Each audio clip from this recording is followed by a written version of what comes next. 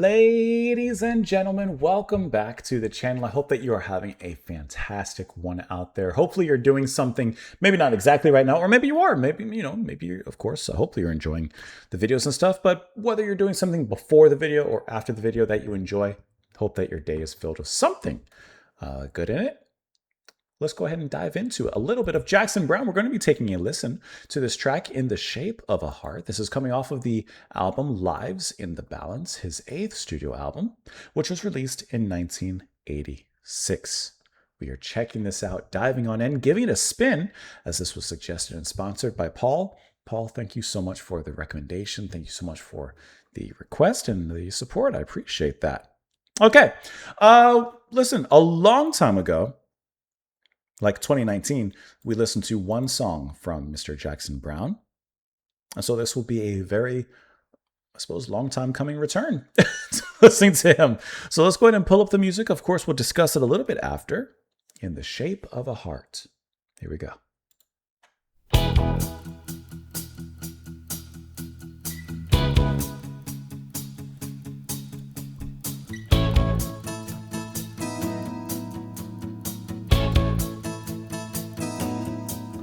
Was a ruby that she wore on a chain around her neck, in the shape of a heart, in the shape of a heart.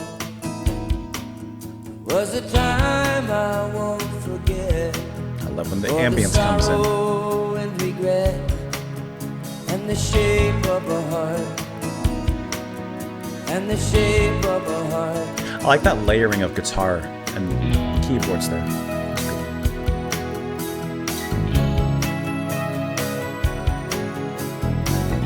I guess I never knew what she was talking about. I guess I never knew that she was living without. People speak of love, don't know what they're thinking of. Like a glove, speak in terms of belief and belonging. Try to fit some name to their longing.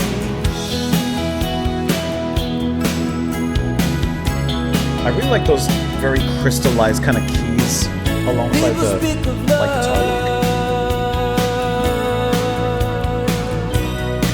There was a hole left in the wall from some ancient fight, about the size of a fist. Nice skitter on that hi-hat. That had missed. There were other holes as well in the house where our nights fell. Far too many to repair in the time that we were there. People speak of love, don't know what they're thinking of. Reach out to each other through the push and shove. Speak in terms of the life and the learning. Try to think of a word for the burning. Really like nice melodies layered and kind of panned on the sides Keep here. it up. Try so hard to keep the life from coming apart. Never know what breaches and faults are concealed in the shape of a heart. Hey. In the shape of a heart. Let's go. In the shape of a heart.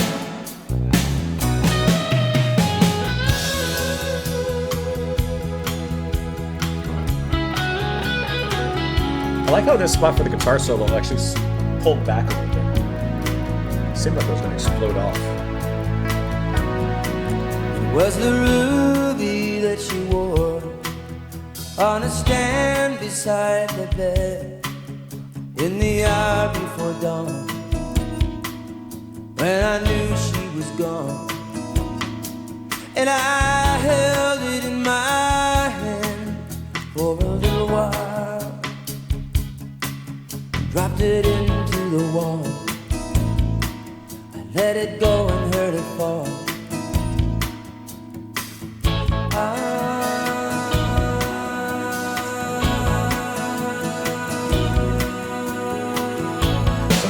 production on this particular track. That was a nice vocal layer. I guess I never knew what she was talking about. I guess I never knew what she was living without. People speak of love, don't know what they're thinking of. Wait around for the one that's just like a glove. Speak in terms of the life and the living. Try to find the word for forgiving. Oh,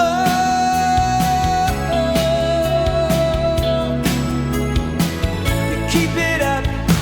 You try so hard to keep the life from coming apart. You never know the shallows and the unseen reefs that are there from the start. In the shape of a heart.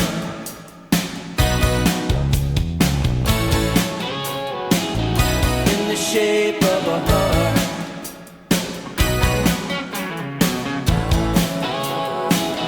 In the shape of a heart.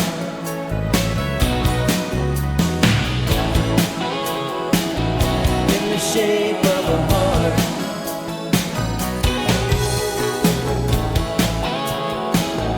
In the shape of a heart.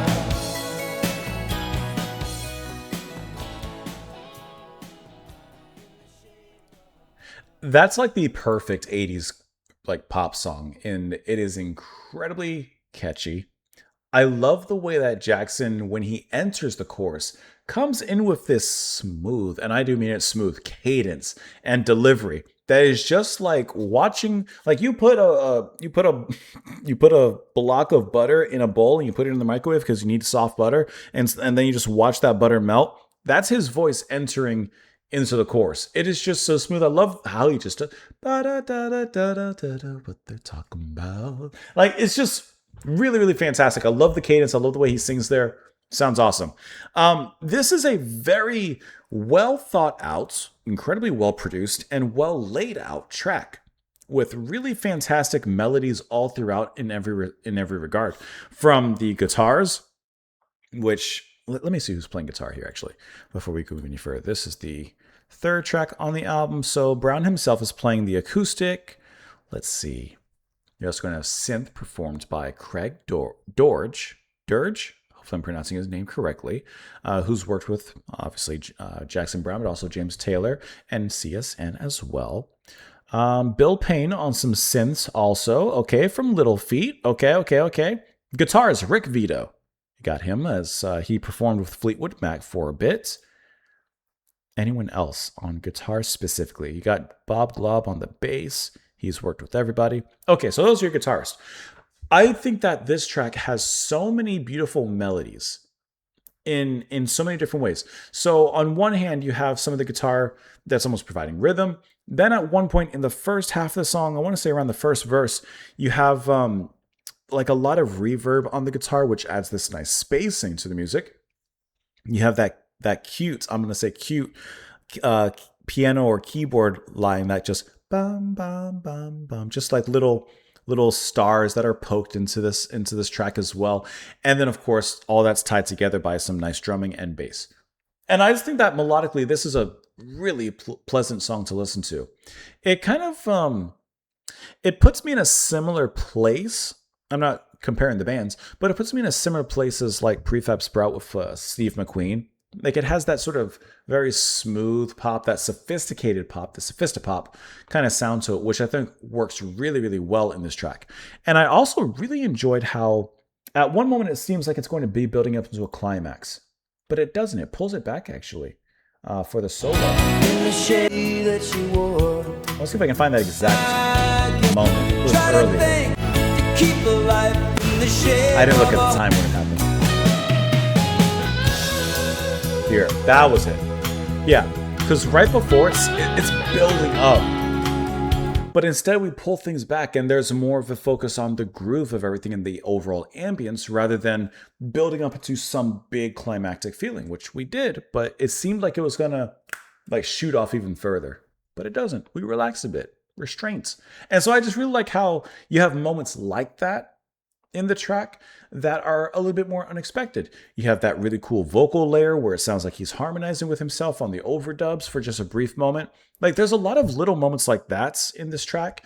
And like I said, coupled with the production on this one, which brings the music out in fullness and in every direction, because there's a nice panning effect with some of those keyboard melodies, for example, on my left and the guitar, some of it more on the right. And there's just a nice balance between everything, and it kind of allows your mind to focus on those particular surroundings. I think all of that together makes this a wonderful track to listen to. And I don't know about you. That chorus is insanely catchy. It was a ruby that she wore on a chain around her neck in the shape of a heart, in the shape of a heart. It was a time I won't forget, and the sorrow of and regret, and the shape of a heart. I guess I never knew what she was talking about. I guess I never knew what she was living without. It's just the shape of a heart. People speak of love, don't know. Let me do it like people speak of love, don't know what they're talking about. I can't do it like. Wait around for the one who fits just like a glove. Speak in terms of belief and belonging. Try to fit some name to their longing. Like, I from what I gather, the premise is, you're single and you have the ideal person in your mind. You have your dream person, or at least an outline of the kind of person that you want. But sometimes love doesn't come in that perfect outline. Sometimes love comes in something completely different and from a completely different place. So you can't. I think it's kind of getting enough to the point of like you can't pass up on potential love interest just because they're not exactly what you're thinking of. Sometimes love comes from the strangest places. There was a hole left in the wall from some ancient fight about the size of a fist, or something thrown that had missed. And there were some other holes as well in the house where our nights fell, far too many to repair in the time that we were there. I mean, those holes don't bode well for the relationship. Seems that during the relationship there were some conflicts, to say the least.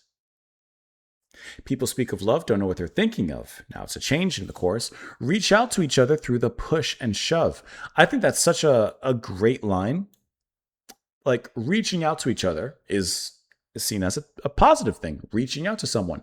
But reaching out to each other through push and shove. Like there's like I said, there's a conflict there. There's a violence there.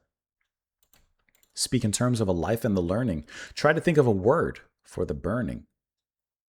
You keep it up, you try so hard to keep a life from coming apart, and never know what breaches and faults are concealed in the shape of a heart. Okay, so interesting. Let me kind of throw away my initial thoughts on the track. This is perhaps more of a mismatched couple, and trying so hard to keep the relationship going, to just keep things afloat, and you're ignoring the breaches, the faults. You're patchworking your relationship, and you're not really fixing the problem. Maybe there's an underlying problem that can be fixed.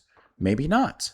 But now that gives such a different meaning into the idea, the title of the song, the shape of a heart. These breaches and faults are concealed in the shape of a heart. Shape of a heart? Beautiful. Love, right? But there's something else behind it. It was the ruby that she wore on a stand beside the bed.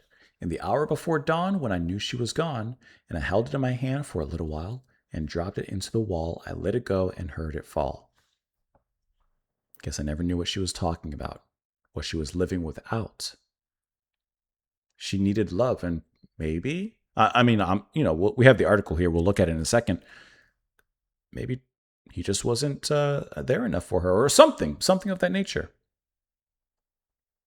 Now it says, speak in terms of a life in the living, try to find the word for forgiving. Repair those breaches and those faults. You keep it up, you try so hard to keep a life from coming apart. You never know the shallows and the unseen reefs that are there from the start in the shape of a heart. these warning signs were there from the beginning in the shape of a heart. Interesting. A mismatch in relationship or something like that. That's where I read. But let's get into this one. Okay, let's see. It's released as the second single from the album, reaching number 70 on the Billboard Hot 100, spending 7 weeks on that chart after debuting at number 72. Really nice.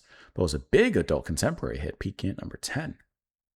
It's also released as a single in the UK and Japan. This is really cool. A heart-shaped red vinyl promotional single was released by Asylum that included 2 remixes. That's really cool.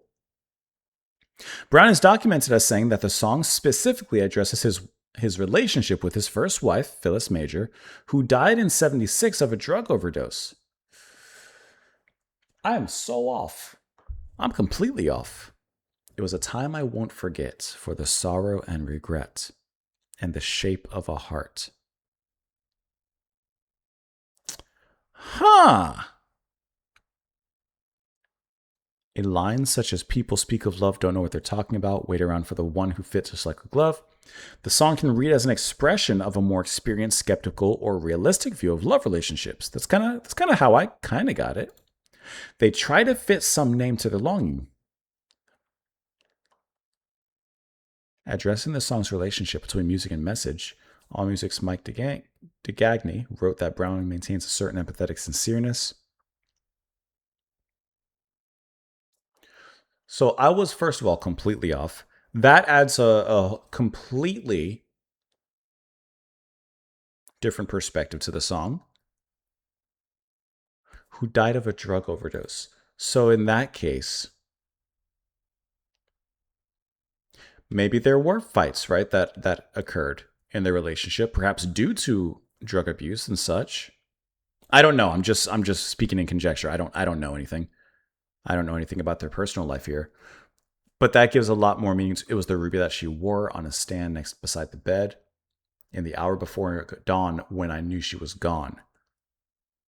And I held it in my hand for a little while and dropped it to the wall. I guess I never knew what she was talking about. I guess I never knew what she was living without. See, now these lines have such a completely different meaning and are hard-hitting in a completely different and valid way. You keep it up, you try so hard to keep a life from coming apart and never know the shallows and unseen reefs. Oh, that are there from the start. And perhaps, I don't know. Maybe there were issues from the very beginning, but wow. Huh. Actually, it goes with Browne's relationship with his first wife, Phyllis Major. Huh. Wow.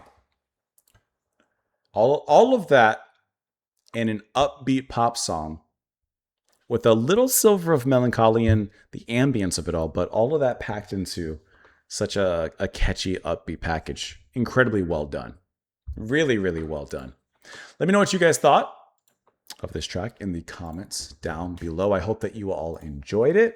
Paul, thank you so much for the recommendation and for sending in the request. I appreciate it. The Buy Me a Coffee is there. If you'd like to be like Paul and sponsor a song request and such, you can do so over there. Otherwise, I hope that you all enjoy the rest of your day, morning, afternoon, night, or any time in between or outside of those. Whatever the opposite of between is, ex-tween. Have a fantastic one, and I will see you all next time. Thanks, guys. Bye.